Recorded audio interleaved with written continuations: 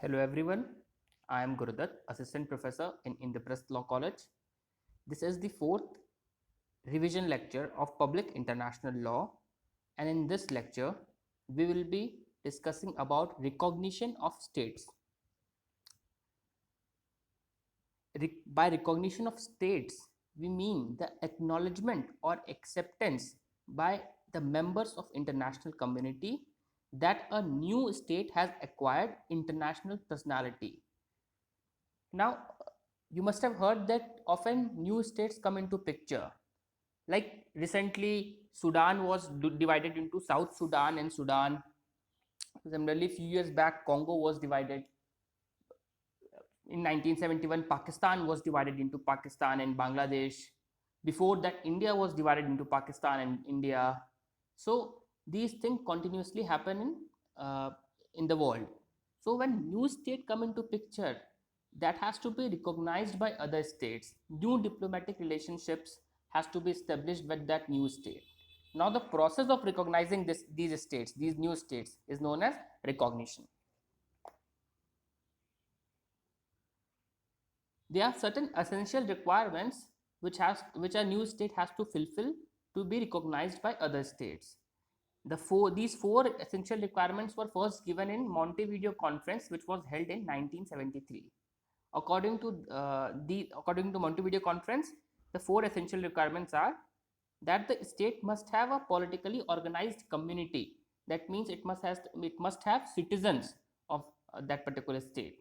The second is it should have territory. The third is it should have permanency. Without permanency, it will not be recognized as a new state. And the fourth is sovereignty, that is independent from interference by other states. Now, these four things, people, territory, government, and sovereignty, are essential requirements for any state to be recognized as uh, a state by other states. Now, at times certain states have permanent have definite territory, have politically organized citizens, are often permanent in nature, but they are not sovereign or maybe lacking any of the four requirements. Then those states are generally not recognized as a sovereign state or a independent state by other states. There are certain theories of recognition. The two basic theory of recognition are constitutive theory and declaratory theory or evidentiary theory. Now, the supporters of constitutive theory are Oppenheim, Hegel, Ancelotti. According to the constitutive theory, it is only after the recognition by other states the new states are actually formed. For example, even if when Bangladesh got divided by Pakistan, India was the first country to recognize Bangladesh as an independent nation. But it took 3-4 years by other states like USA and China and other states to recognize Bangladesh as independent state. So this shows that only when other states also recognize you as an independent state, you come into the picture as an independent international personality. Without other state recognizing you, you don't have an independent personality in international community. Therefore, the only certificate to issue international personality to a newborn state is with the consent of already existing states. In other words, a new entity shall only be called a state when the existing states acknowledge it. If existing states do not acknowledge it, that new entity will not be called as a state. Now, the independence of the new entity shall not amount it to be called a state unless it is not recognized by the existing states. This is according to constitutive theory. There are many criticisms of this constitutive theory. The first criticism is that states do not seem to accept recognition as a legal duty. Now, when the Bangladesh came into existence, it should be the legal duty of other state to recognize it. But many states refuse to recognize it for many political reasons or other profit and loss reasons. But they did not recognize Bangladesh because it might have upset Pakistan. So even today, states do not accept that it is their duty to recognize a new entity as a state. This is a big criticism of this theory. The second big criticism is it creates many difficulties when a new community claims of being a new state. and its non-recognition will, according to this theory, implies that it has no rights, duties, and obligation under international law. For example, if a new state comes into picture with all the four essential requirements, that is people, sovereignty, land, and political community, and permanency. Now it has all the four requirements, still some states are not recognizing it. Now that will be creating a problem for this particular new state. It will not be having any right or duty in international community, international relations, till it is recognized. So recognition at times create difficulty for new states to come into the picture. The next theory which we have to study is declaratory theory. Hall, Wagner, Fisher, and Brearley are the main proponent of this theory. According to this theory, recognition is just a declaration of already existing fact. It is for example, it was a fact that Bangladesh is existing. It has an independent legal entity. It is free of it is a sovereign nation. It has land, territory, and permanency. The process of recognition by other states is only a declaratory process. They are just admitting what is already existing. They are just admitting the already existing fact. That's all. This is what declaratory theory says. According to this theory, the statehood or the authority of new government is not dependent on the consent of existing states, but it is based on some prior or existing fact. Now, if these facts establish that state is established, then whether they are recognized or not recognized, whether it is recognized or not recognized by already existing states, that will not matter according to the declaratory theory. According to the followers of this theory, the recognition by the existing states is merely a formal acknowledgement of the statehood and not condition. It is the statehood that is dependent on the prior conditions necessary for an entity to be called state. All right. So recognition is not necessary. Essential conditions are necessary according to this theory. It also has certain criticisms. It is criticized that this theory, it is not correct that in all cases the existing fact shall imply the statehood. Rather, sometimes the statehood may be constitutive. That may also happen, because in some cases you will find, we'll see in the next few slides, that some elements were missing from the state, still it was recognized by other state, and as per the constitutive theory they gained the status of a new state. For example, Palestine doesn't have an independent government, but still certain states recognize it as a country. Now this according to constitutive theory is a only as per according to constitutive theory, the only requirement is recognition by other states. So as per the constitutive theory, Palestine is a state, but according to the declaratory theory, Palestine is not a state, because it doesn't have the essential characteristics which it requires to become a state. Conclusion: from the above discussion, it may be concluded that both the theories are insufficient to reflect the real explanation of recognition. In fact, there shall be intermediate course of approach between the two theories to understand recognition.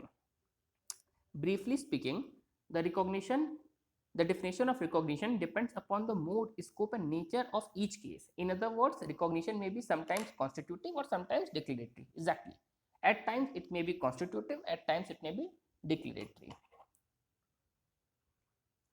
Now, modes of recognition, that how to recognize a state. There are basically two modes: de facto recognition and de jure recognition. The de facto recognition means that it is the provisional grant, so it is not permanent. De facto is only provisional grant that is subject to fulfillment of all the attributes of statehood of recognition to a new state which has acquired sufficient territory, control over the same, but the recognizing state considered it not stable more, is said to be de facto recognition. All right. So de facto recognition is the temporary recognition of certain state which has yet to acquire other requirements of statehood. For example, again, Palestine's requirement may be de facto recognition, but it can be de jure recognition, because even today Palestine doesn't have a permanent government. Now next is de jure recognition. The grant of recognition to a newborn state by existing state when it considers that such newborn state has attained all the attributes of statehood with stability and permanency is called de jure recognition. Now when the state think that a new state has all the essential requirements of statehood and recognizes it, then that will be de jure recognition. While de facto is temporary recognition, de jure is permanent recognition. The other forms of recognition can be express recognition or implied recognition. Express recognition means that the declaration or notification by an existing state which purports the intention of recognize a newly born state. The recognition is said to be express recognition. In other words, when a formal or express declaration or statement is made and published or sent to opposite party, the recognition is said to be express recognition. Express recognition, as the word suggests, it means that you are expressly saying that we have recognized this state, while implied recognition is more show of intention that you have recognized. For example, starting trade relations with that nation, for example, having bilateral agreements with that nation. So these acts of a nation shows that it has recognized the newly born state, although they may not have expressly stated that. Now, withdrawal of recognition. The withdrawal of de facto recognition can take place when the state, whenever the state wants. But once de jure recognition has been given to a particular state, it cannot be withdrawn. Now, recognition of government. The condition to recognize new government capable of having sufficient control over people of the territory or not. That can be a condition for recognition of a government. Willingly to maintain international relations, international responsibilities, duties or not. So if existing state consider that the new government is capable of fulfilling the above conditions, then the new government may be recognized. Now there are two concepts that which we have to study: belligerency and insurgency. Belligerency is the treatment to consider civil war as a real war between two rival powers by the existing states. The recognition by existing states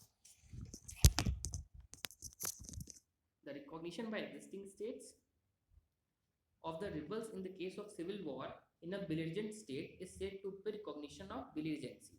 Such recognition is said to be recognition of belligerency.